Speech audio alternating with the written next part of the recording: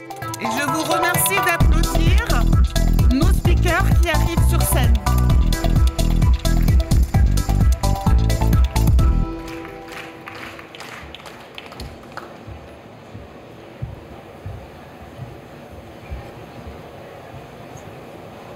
Bienvenue. Et c'est parfait, ils ont mis exactement la position selon la slide qui s'affiche. Donc vous pouvez reconnaître leur nom et leur fonction directement. C'est très pratique. Je vous remercie beaucoup d'être présent à cette conférence sur laquelle nous allons parler de e-commerce, d'optimisation de l'action de social shopping avec des plateformes qui existent, que vous ne connaissez pas toutes, et également des places de marché que nous allons découvrir ensemble et des réseaux sociaux. Et pour ce faire, donc, nous avons 4 speakers. Donc, Laurent, je commence par toi. Laurent, il est chez Decathlon. Bonjour Cécile. Bonjour Laurent, mais tu as une forte expérience dans le retail avec plusieurs enseignes et tu as également une expérience de start-upper, un background très riche dans la data et tu vas nous en parler tout à l'heure. Et ton sport préféré pour les JO est le basket. Parfait, très bien. J'ai plein de places d'ailleurs. Donc allez le voir si vous souhaitez. Alors, je garde tout. Pour un sportif avéré comme Laurent. Aurore donc, qui travaille à la Croix-Rouge depuis maintenant... Une dizaine d'années, ça fait quand même. 9 ans et demi. Tu fais pas ton âge parce qu'avant, tu as eu beaucoup d'expérience en agence. Pas tout à fait, non. En annonceur, un peu dans l'immobilier et ensuite dans le textile chez DIM. D'accord. Donc, une vraie marketeuse qui maintenant a un focus particulier qui est l'acquisition. Et tu nous en parleras tout à l'heure. Alors, Edilia Kans, c'est un phénomène dans un monde que vous ne connaissez pas très bien, mais j'espère que vous connaîtrez, qui s'appelle la philanthropie et la philanthropie culturelle, avec en particulier une omniprésence au niveau européen, mais aussi international. Edilia parle un nombre de langues incroyables. Et nous avons la chance de la voir aujourd'hui parce que normalement, elle est invitée dans des prestigieuses assemblées, que ce soit à l'opéra, que ce soit sur des organisations internationales, des institutions, pour expliquer son mouvement. Et elle travaille étroitement avec des marques que vous connaissez bien. Elle va nous en parler tout à l'heure, puisque les marques aident, et toujours plus de marques sont bienvenues, et aident la fondation, et en tout cas l'association. Fedora. Bonjour, en quelle langue aujourd'hui, Edilia? Bonjour et merci beaucoup pour l'invitation. Je suis ravie d'être avec vous tous aujourd'hui. Et tu n'es pas venue toute seule? Je suis très bien accompagnée par Justine, qui est là-bas, qui s'occupe de tous nos partenariats. Donc, si vous êtes tenté par ce que nous allons dire tout à l'heure, vous nous faites signe et on serait ravis de vous rencontrer. Qui connaît Fedora dans la salle? Levez la main. Waouh! Merci de nos membres. Michel. Donc, qui connaît Decathlon dans la salle? Ah oui. Alors, qui ne connaît pas Decathlon dans la salle? Je pense que tout le monde, et la Croix-Rouge française, voilà. L'international, vous les connaissez aussi? Aussi. Très bien. Donc, notre dernier speaker aujourd'hui, mais pas le moindre, est donc Olivier Dufit, qui est un marketeur avéré également, un communicant et également un directeur général adjoint d'un groupe que vous connaissez peut-être, mais je suis sûre que vous connaissez les précédents noms dont tu vas nous parler tout à l'heure, Olivier. Et toi, tu es venu de... Quel est mon parcours? Oui. J'ai 15 ans dans des agences, plutôt des grosses agences, BBDO, TBWA, et puis après 15 ans plutôt dans une phase entrepreneuriale. D'accord. Et j'ai rejoint la coopérative The Originals depuis maintenant 4 ans. 4 ans. 4 ans dans une coopérative que vous connaissez peut-être. Qui connaît The Original Hotels Resort? Oui, oui, oui. Très bien. Donc, ça va être une marge d'amélioration pour les autres personnes. Merci beaucoup. Merci d'être là. N'hésitez pas à partager vos photos sur les réseaux sociaux, notamment LinkedIn, Meta, Facebook, Instagram. Tout va bien?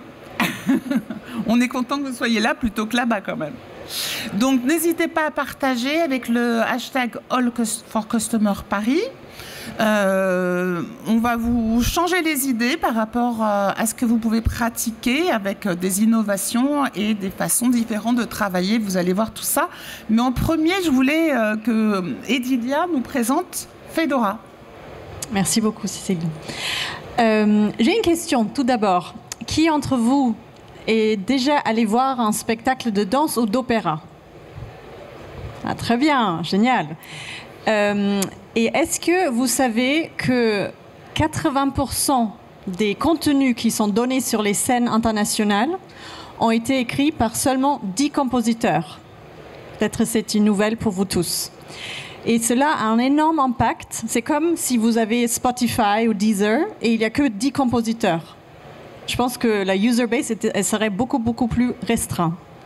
Et c'est exactement le phénomène qu'on constate aujourd'hui dans le domaine de l'opéra et la danse. Il y a une énorme richesse d'œuvres magnifiques écrites par des grands compositeurs comme Verdi ou Beethoven, etc. Mais en fait, il y a une vraie restriction en termes de créateurs. Et c'est la raison d'être de Fedora, c'est d'inciter la génération d'aujourd'hui de composer et de chorégraphier des nouvelles œuvres qui racontent les histoires d'aujourd'hui pour le public de demain. Et c'est exactement la raison d'être pourquoi nous avons créé Fedora. C'est une plateforme européenne, c'est une vitrine de la création et sur notre plateforme, vous pouvez voir toutes les idées de nouvelles œuvres qui vont arriver sur les scènes internationales d'ici 2 ans. Et c'est assez unique parce que ça vous permet de découvrir qui sont les artistes qui sont en train de travailler sur quel sujet, avec quelles institutions et qui traitent quel sujet de société qui ont une importance pour nous tous. Et c'est vraiment un lieu de création, de découverte, d'inspiration, de co-création. Et notre manière de travailler, c'est d'inclure à la fois les artistes, les inciter à créer, avoir les experts qui vont évaluer leurs idées et ensuite, bien sûr, les mécènes qui soutiennent ces créations pour qu'ils puissent arriver sur scène. Et comment vous faites tout ça ? Nous faisons ça à travers le premier concours mondial pour l'opéra, la danse, pour l'innovation. Donc ça veut dire qu'il y a un concours avec 4 prix, l'opéra, la danse, l'éducation et les projets digitaux, qui sont mécénés par des mécènes privés comme la maison Van Cleef & Arpels ou le cabinet de conseil Carney, que vous connaissez peut-être, Silver Company et Carlara. Et ces prix sont donnés aux meilleurs projets, les plus prometteurs, qui vont ensuite réaliser leurs projets. Et notre enjeu, c'est aussi d'inclure le public dans cette démarche, c'est-à-dire, à un moment donné, dans le concours, le grand public est appelé à voter et à donner à leur projet préféré. Et c'est pour nous aussi un moyen de démocratiser et rendre la philanthropie plus accessible. Parce que demain, peut-être, vous tous pouvez aussi faire un don à la culture et encourager les artistes avec un talent et un élan de poursuivre leurs rêves, parce que ce n'est pas toujours très évident de poursuivre une carrière artistique. Merci. Et maintenant, nous allons passer à quelque chose que vous connaissez depuis 160 ans. Donc, Aurore, décris-nous ton activité au sein de la Croix-Rouge. Bonjour à toutes et à toutes. Je suis assez impressionnée d'être là. Vous êtes toutes beaux, toutes belles. C'est pas facile pour moi d'intervenir dans un cadre comme ça. J'interviens plutôt dans le milieu caritatif, donc je vous demande d'être indulgent avec moi. La Croix-Rouge, qu'est-ce que c'est? Donc il y a beaucoup d'idées reçues. J'imagine que vous connaissez toutes et toutes la Croix-Rouge. Je vais poser aussi ma question. Est-ce qu'il y a des donateurs ou des donatrices Croix-Rouge dans la salle? Je vous remercie. Les autres, je vous invite à aller sur donner.croix-rouge.fr et à faire un petit don. Donc la Croix-Rouge, en France, il y a beaucoup d'idées reçues sur la Croix-Rouge française. Il n'y a pas que des bénévoles à la Croix-Rouge. Il y a aussi des salariés, donc des fonctions support qui sont chargés d'animer toute notre communauté de bénévoles, qui sont quand même 65 000, voire 70 000, il me semble, au dernier recensement. Donc c'est assez important. La Croix-Rouge, c'est aussi du coup 450 salariés au siège et en tout 17 000 salariés, puisque nous avons des établissements de santé type des EHPAD, des centres de soins de suite de soins et de réhabilitation, des crèches, des PMI, etc. Et une équipe super performante de marketing. Et si tu le dis. En tout cas, pour avoir assisté à plusieurs conférences justement dans le domaine caritatif, et c'est pour ça que tu es là, c'est comme ça que je t'ai connue, j'ai été bluffée par la qualité de votre marketing. Donc. Je te remercie, Cécile. Autre idée reçue, l'essentiel de la collecte de dons se fait dans la rue. Vous les avez certainement croisés une fois par an, les bénévoles qui quêtent avec leur tronc. Donc en effet, c'est une partie de la collecte, mais la collecte se fait beaucoup en marketing direct. Les donateurs et les donatrices savent, vous devez recevoir quelques emails, aussi des mailings papier qui fonctionnent encore très bien. Et évidemment, une grande partie de la collecte se fait sur le digital. Donc oui, à la Croix-Rouge, il y a du digital. On est une toute petite équipe, mais on est assez... voilà, ça fait une petite dizaine d'années que le digital est né à la Croix-Rouge et que la collecte est née à la Croix-Rouge. C'est suite au tsunami. Voilà, on s'en souvient tous, où il y a eu un gros afflux de dons face à cette tragédie. Et là, les associations se sont structurées dans leur service marketing direct et marketing digital. Et puis on sait très bien que vous avez une influenceuse qui a donné un coup de boost et de visibilité. On en parlera un peu plus tard. Merci. Alors, Decathlon, vous êtes dans tous les journaux. Grosse actualité, grosse année. Il y a beaucoup de grosses années, mais c'est un moment très particulier pour Decathlon. C'est un moment où on participe au JO en 2024 sur notre territoire. Donc c'est une année incroyable pour ça. Le week-end dernier, c'était la révélation des tenues pour les volontaires, parce que Decathlon est le fournisseur officiel des tenues pour tous les volontaires qui vont œuvrer en France. Avec de la production en France, vous avez entendu parler à Marseille et dans plusieurs villes d'ateliers qui contribuent. C'est aussi une année de partage de la nouvelle identité de Decathlon, de la nouvelle image, de la nouvelle, ce qu'on appelle en interne, Étoile du Nord, North Star, qui va nous diriger. Decathlon, c'est une entreprise qui a été fondée en 1976, qui a été très stable vis-à-vis de ces sujets, on va dire, comme marketing. Et là, il y a un basculement dans un autre monde, une internationalisation plus forte aussi. Voilà, vous voyez le nouveau logo qui a été dévoilé le 12 mars, et puis cette nouvelle North Star qui est Move People Through the Wonder of Sport, qui amène tout le monde et qui tire tout le monde en interne et dans nos missions de tous les jours. Alors vous connaissez Decathlon, en tout cas en France, c'est plus de 300 magasins, un maillage territorial incroyable. On est rarement très loin d'un magasin Decathlon. Je vais dire une bêtise, mais je crois que c'est 25 000 collaborateurs en France. Et dans le monde, c'est plus de 120 000. Donc voilà, c'est un monde à part entière dédié au sport, et pas que au sport pour le sport, mais au sport pour faire bouger les gens dans ce que ça a de bon d'un point de vue hygiène de vie, santé, apport à la société, dans le lien et l'inclusivité. Il y a un marketing incroyable. On voit en haut à droite la nouvelle directrice depuis 1 an à peu près. Oui, c'est Enel Rennes qui est arrivée cet été. Voilà, il y a un renouveau très fort, très volontariste de la marque, d'exister et de montrer ce qu'elle fait, ce qu'on sait faire. On a un petit film tout à l'heure qu'on a partagé sur la technicité, sur la réalité de ce qu'est Decathlon. C'est vrai qu'en France, on a l'image de cette marque presque patrimoniale, un petit peu entrée de gamme, on ne sait pas toujours trop, avec pourtant aujourd'hui des produits techniques utilisées par des athlètes pros, et j'ai la chance d'en avoir une dans mon équipe, une athlète pro qui utilise nos produits. C'est la détentrice du record de France de marathon qui est tombée il y a 2 semaines, et donc c'est du sérieux et ça rigole pas. Et elle va faire les JO ? La qualification, la fin des phases de qualification, c'est fin avril. Donc là, si personne ne bat son record au prochain marathon, et c'est celui de Rotterdam, si aucune autre Française ne bat le record de France, elle sera qualifiée pour les JO. Et je dois dire que la nouvelle recrue, donc Céline Delgenès, a été chez Reebok, chez Adidas, ouais. Et elle est maintenant donc en charge de la Customer Experience également. Exactement. Et c'est quelqu'un que je connais depuis une quinzaine d'années à l'international. Je crois que c'est la première fois qu'elle travaille pour une marque française, puisqu'elle a fait toute sa carrière à l'international.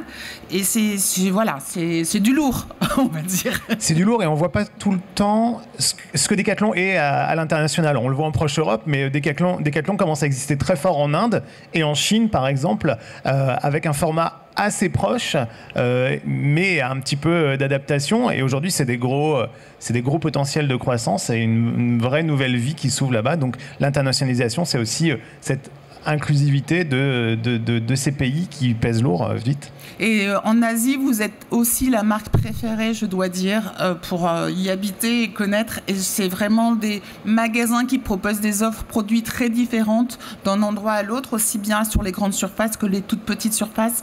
Donc c'est une marque très appréciée. Et vous pouvez tous être très fiers d'avoir Decathlon en France. Olivier, donc tu vas nous parler de... Alors ça, pardon, tu voulais ajouter juste une petite chose? Ah, c'était le petit slide sur la révélation des tenues des volontaires que vous verrez dans tous les sites olympiques, pas que à Paris. 100% des volontaires donc, sont habillés par Decathlon, de pied en cap, des chaussures au bob, et ils seront ultra identifiables partout, sur tous les sites olympiques, de toutes les villes olympiques. Et c'est pour tous les bénévoles. Et même toi, je crois que tu vas être bénévole, Ogier.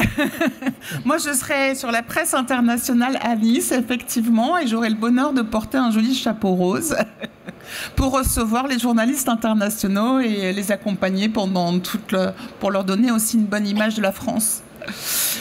Et donc, on va passer à notre quatrième speaker, pardon. Où est la slide de ton... Ah, on a un petit défaut de slide. Donc, Olivier, je te propose de nous présenter sans slide. D'accord. Je vais le faire Elle va arriver. En freestyle. Je vais la trouver. Non, mais il n'y a pas de souci. Donc, The Originals Hotel, c'est une coopérative hôtelière. Je ne sais pas si le modèle coopératif vous parle, et pourtant, vous en connaissez tous plein. Quand vous faites vos courses, vous allez chez les Mousquetaires, peut-être, Super U, Leclerc, dans l'optique, Chris, Optique 2000, Atoll, dans le sport, Intersport, dans les agences immobilières, Orpi, Gédimat, il y en a plein. Le modèle coopératif, c'est 175 milliards d'euros de chiffre d'affaires, c'est 600 000 salariés, c'est 60 000 établissements, points de vente, et c'est 32% du commerce de services. Donc ça pèse. Et l'ONU rappelait il y a quelques mois les vertus du commerce coopératif, les vertus sociales et économiques de ce modèle-là. Ça, c'est pour la partie sur les coopératives. The Original, c'est né il y a 5 ans maintenant, donc c'est une très jeune marque, sur les fondements d'une coopérative qui, elle, est beaucoup plus ancienne, puisqu'elle a, en 2024, 57 ans. Elle a été créée en 67 par 6 hôteliers qui, comme tout modèle coopératif, se sont dit « rassemblons-nous pour être plus forts ». Face à la montée prévisible des chaînes, des franchises, qui n'étaient pas encore tout à fait là, mais dont on sentait qu'elles allaient arriver. Et ils se sont regroupés pour être plus forts ensemble. Et cette première coopérative s'est créée comme ça. C'est Interhotel. Vous connaissez peut-être cette marque, en l'occurrence, puisqu'elle est plus ancienne. Et la deuxième a suivi très vite avec Relais du Silence. Je vous passe toutes les étapes de la montée de la coopérative. Mais donc en 2018, fusion des 5 marques qui existaient au sein de la coopérative SEH, Société Européenne d'Hôtellerie, pour créer The Originals Hotels, Human and Resorts. On dit de façon plus régulière The Originals Hotels parce que c'est un petit peu long sinon. Autour de cette marque unique, qui est beaucoup plus simple à gérer en termes de marketing et de communication, puisque ce sont des sujets dont on va parler aujourd'hui, on a 6 catégories. 6 différents niveaux de gamme, du plus haut de gamme jusqu'à l'entrée de gamme. Et en fait, la particularité de la coopérative, c'est que chaque hôtelier, en tout cas pour la coopérative hôtelière, chaque hôtelier a une voix. C'est comme dans les banques mutualistes, c'est comme dans tous ces systèmes très participatifs. Moi, je m'occupe ici, au siège, ce qu'on appelle le siège des équipes de la coopérative. En fait, on est une plateforme de service au service des hôteliers. Et c'est grâce aux cotisations des hôteliers que cette plateforme de service peut fonctionner. Donc on est une des rares entreprises qui, au 1er janvier, sait exactement quel est son budget de fonctionnement. Majoritairement, c'est ça. Donc nous, on les accompagne en fait sur tous les sujets du quotidien d'un hôtelier. On va parler beaucoup de marketing, de e-commerce, mais on les accompagne sur du revenu management, comment gérer ses tarifs, on les accompagne sur de la distribution, on les accompagne sur des achats, sur de la formation, sur des finances, sur tout un tas de sujets, tout ce dont ils ont besoin, et on est équipé comme une grande chaîne hôtelière. Et comment vous faites face à des Booking.com, pour ne pas les citer, ou des Agoda, pour exister, ces plateformes qui sont devenues incontournables dans les applications? Alors déjà, on travaille avec parce qu'ils sont incontournables, mais on essaie de prôner la réservation directe, qui est bien plus intéressante pour un hôtelier puisqu'elle n'est pas commissionnée et qui crée une relation et une maîtrise de la data, bien évidemment, qui n'a rien à voir avec le fonctionnement avec un booking.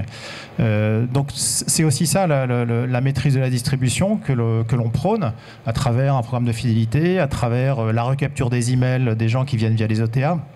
Donc on essaie d'installer cette culture de la réservation directe qui, la plupart du temps, et là, prenez des notes, c'est toujours moins cher de passer en direct. Donc là, je vous le dis, petite info, vous l'avez sûrement constaté. Et d'ailleurs, on voit que de plus en plus, des gens passent par Booking pour ensuite aller réserver directement sur le site de l'hôtel et demander ou négocier un meilleur prix. Donc aujourd'hui, on a 350 hôtels. On est la 4e marque du marché en nombre d'hôtels. Derrière Logi qui a 1700 hôtels, Ibis et B&B qui a un chéquier du nom de Goldman Sachs, donc qui lui permet un très très fort développement. Notre particularité, et c'est aussi pour ça que cette marque est en devenir et encore assez peu connue, c'est qu'on est ce qu'on appelle une soft brand. C'est-à-dire qu'on se positionne aux côtés de l'identité de chaque hôtel. On n'est pas là pour se substituer à l'identité de chaque hôtel, on fédère des indépendants qui ont tous leurs particularités, leur individualité, leur qualité. Aucun des hôtels ne ressemble à son voisin, aucun des hôteliers ne ressemble à son voisin. Et donc on fédère joyeusement ces 350 individualités, parfois avec difficulté, mais toujours avec beaucoup de bonheur, parce que c'est ça la richesse de la coopérative aussi. Merci, je reviens vers toi pour une petite vidéo, Laurent, pour nous expliquer qu'est-ce que vous faites de la data en fait chez... hop, j'ai un peu de mal à la lancer. Voilà. Qu'est-ce que vous faites de la data chez Decathlon en fait? On va la laisser tourner parce qu'avec le son, ça va être bien, je pense. Marie, on va augmenter la température. T'es sérieux là?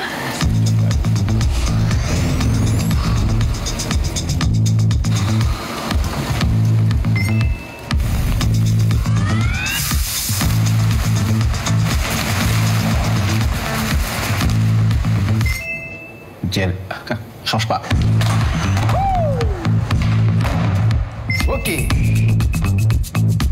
La même chose. Un peu plus de dynamisme.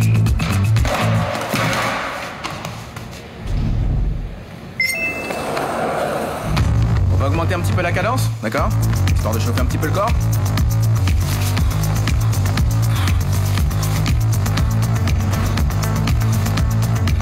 C'est validé. Ah ouais, top la tenue. Je vais la prendre pour les athlètes. Les athlètes. Johan, la tenue, elle n'est pas pour les athlètes? Je pensais qu'on te l'avait dit. Personne te l'a dit, apparemment. Testée par nos athlètes, portée par les volontaires.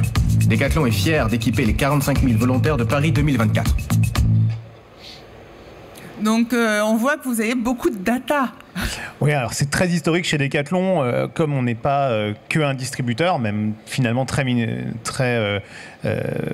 faiblement. La conception, le test produit et le fait d'engranger de l'information sur le retour des produits, c'est vraiment très historique. Donc là, c'est un peu une vidéo clin d'œil à ça sur les crash tests. Alors moi, j'ai la chance de travailler pas loin de labos, donc on peut passer de temps en temps à côté des labos où on a ce genre de crash test. Il y a même des labos pour tester les ballons, un petit peu tout, donc ça, c'est assez amusant. Moi, je travaille plus particulièrement sur la donnée et pour les clients, pour à la fois augmenter leur satisfaction, leur engagement et puis la découverte globale de tout ce qu'on a chez Decathlon, parce que Decathlon, c'est un univers à part entière, même pour les consommateurs, même pour les clients. On a une petite dizaine d'applications, au-delà de l'application de shopping, des services, des produits. C'est vraiment un univers à part. Donc nous, d'un point de vue, et dans mon équipe en France, d'un point de vue données et interaction avec les clients, on a misé il y a déjà quelques années, on a remisé redynamisé, parce qu'on a relancé un programme de fidélité qui avait été arrêté, je crois, en 2018 et qui a été relancé 2020-2021, justement pour bien travailler les données qu'on appelle first party. On arrive dans un monde où la transparence vis-à-vis du consommateur est clé, et ce programme de fidélité sert à ça, mieux comprendre. D'abord, permettre aux clients d'avoir cette relation avec la marque, nous d'avoir une dynamique de générosité, de rétribution. On gagne des points, mais on ne gagne pas des points qu'en achetant des produits, on gagne des points en pratiquant du sport, en connectant sa montre, en menant des actions éco avec les magasins et sur certains achats, mais surtout en s'identifiant pour nous. Ça va permettre d'améliorer la relation et d'avoir une vision plus précise, dont le but n'est pas exclusivement de vendre plus. Parce que vendre plus, c'est pas un absolu, et je dirais encore moins aujourd'hui. C'est vendre mieux et s'adresser de la meilleure façon qui soit aux clients. On a quand même une très large base et ça, c'est extrêmement important. Dans un monde, excuse-moi, juste par rapport à la data, dans un monde de cookieless qui arrive, comment vous allez faire? Est-ce que vous préparez? Parce que le e-commerce sans cookies, ça devient compliqué. Alors, c'est justement ce travail sur les données qu'on appelle first party, qui sont les données transactionnelles, les données qui sont loguées avec un client qui a un compte. Donc, on doit donner une grande proposition de valeur au client pour qu'il ait envie de s'inscrire, de se loguer, de mettre son login mot de passe avant de venir interagir. Cette proposition de valeur, c'est toute l'offre aussi servicielle. On a une application qui s'appelle Decathlon Coach. On a une application qui s'appelle Keep Run Pacer pour des programmes de course. Et tout ça, en fait, c'est un ensemble d'interactions qui vont faire qu'on va emmener les sportifs qui sont en interaction avec vous, on va les engager et on va finalement apprendre à les connaître et avoir cette capacité à bien les conseiller. Alors le conseil, ça commence par le conseil sportif, que ce soit dans des programmes que vous retrouverez sur Coach ou sur les applications ou dans du contenu et dans le produit qui va aller avec. Et de ce fait-là, c'est extrêmement important pour nous de valoriser ces interactions. Il n'y a pas que l'aspect transactionnel. C'est vrai qu'on pourra regarder la valeur d'un client au montant global qu'il dépense et puis au nombre de fois il vient en magasin. Mais finalement, son attachement à la marque, il le montre aussi par le fait de consommer des services qui sont pas des produits. On a la location, on a la seconde vie. On a des services qui sont gratuits, comme les applications de coach, Decathlon Outdoor aussi, si vous ne connaissez pas, je conseille d'aller la télécharger pour trouver des balades près de chez vous. Donc tout ça, c'est un univers dont l'objectif est, notre North Star, faire bouger les gens et les mettre au sport ou les accompagner dans la pratique sportive qui n'est pas forcément que experte. Au-delà de ça, on a des gros enjeux. On a des enjeux parce qu'on adresse... Oui, ça marche. Ouais. On adresse un énorme volume de clients et si on veut être pertinent, on a un vrai enjeu à bien comprendre, segmenter et adresser une proposition de valeur qui est à peu près cernée sur un groupe de clients. Je dirais qu'aujourd'hui, c'est un de nos plus gros enjeux parce que sinon, on est quasiment sûr de tomber à côté et on va dire qu'on a à peu près 20 millions de comptes clients. 13 millions de clients en France. Sans compter l'international. Non, rien qu'en France. Un Français sur 3. Et en fait, on peut très vite s'adresser d'une façon très générique, ce qui n'est pas intéressant, ni pour nous, ni pour la personne qui reçoit le message. C'est vraiment de la pollution et c'est pas bien. C'est pas bien parce que la marque joue pas son rôle, on joue pas notre rôle de comprendre et d'accompagner, et c'est notre mission. Donc là-dedans, on a un vrai enjeu à avoir des groupes qui sont homogènes de nos clients, que ce soit par la pratique sportive, la technicité, le terrain de jeu. Et être capable de comprendre ça et puis d'adresser la bonne proposition de valeur qui puisse être contenu, serviciel, produit. Merci. Et si on revient sur la stratégie d'acquisition de la Croix-Rouge Aurore, donc qu'est-ce que tu fais? Comment tu utilises au quotidien les data, les e-commerce, les réseaux sociaux, les emailing? Oui, alors en effet, l'acquisition à la Croix-Rouge, on a pris un petit peu d'ampleur. On adressait historiquement les donateurs. Donc moi, je faisais de l'acquisition de donateurs sur Internet. Et puis, on s'est structuré en service marketing de toute la Croix-Rouge et on adresse maintenant une multitude de cibles. Les cibles sont à la Croix-Rouge, donc je l'ai dit, les donateurs, les personnes qui souhaitent s'engager sur des missions bénévoles, les personnes qui souhaitent se former aux gestes de premier secours, les étudiants qui veulent qui entrent dans nos instituts de formation pour devenir infirmiers, infirmières, puéricultrices, etc. On a aussi des instituts de formation. Enfin bref, on a vraiment tout un écosystème de cibles qu'il faut adresser. On les adresse pas toutes en même temps, on va étape par étape pour pas tout mélanger. Et on a aussi, comme tu le disais, un petit souci dans les datas, de croiser les datas avec le RGPD. C'est vrai que ça a un petit peu compliqué les choses. Du coup, on commence en fait par des parcours prioritaires. On a eu un changement de paradigme à la Croix-Rouge il y a 2 ans. On a commencé à travailler sur notre nouveau site il y a 2 ans. Il est sorti l'année dernière. Donc un gros travail où on a vraiment basculé sur l'utilisateur et sur le client. On était très institutionnel avant. La Croix-Rouge, c'est une grosse machine en France. Je ne vais pas vous rappeler les chiffres, mais on est auxiliaire des pouvoirs publics, donc on a un poids assez important et on mettait ce poids et cette institution en avant.